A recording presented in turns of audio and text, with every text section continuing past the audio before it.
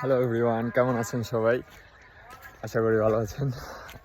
সন্ধ্যাবেলা বের হয়েছি, মাগরিবের আজান হইতেছে।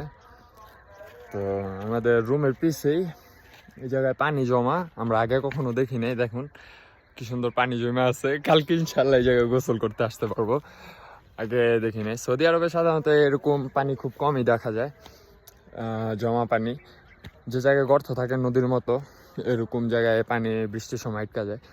তো আজকে বৃষ্টি হয়েছে সারাদিন। বৃষ্টির পরে আমি একটু বের হয়েছিলাম, এখানে মোটামুটি অনেক ভালো পানি জমছে, ভালো লাগতেছে দেখতে। আপনারা একটু দেখুন কি সুন্দর দেখা যাইতেছে না? এটা মেবি গর্ত, আমি জানি না, এখানে আমি আগে কখনো আসি নাই। সুন্দর পানি জমছে, আশেপাশে সন্ধ্যা হয়ে গেছে না, তো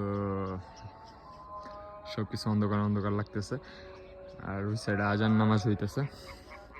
ইনশাল্লাহ কালকে যদি থাকি আমরা ফ্রি, তাহলে এই জায়গায় আসবো ঘুরতে, দেখা যাক। গোসল করা যাবে সুন্দর।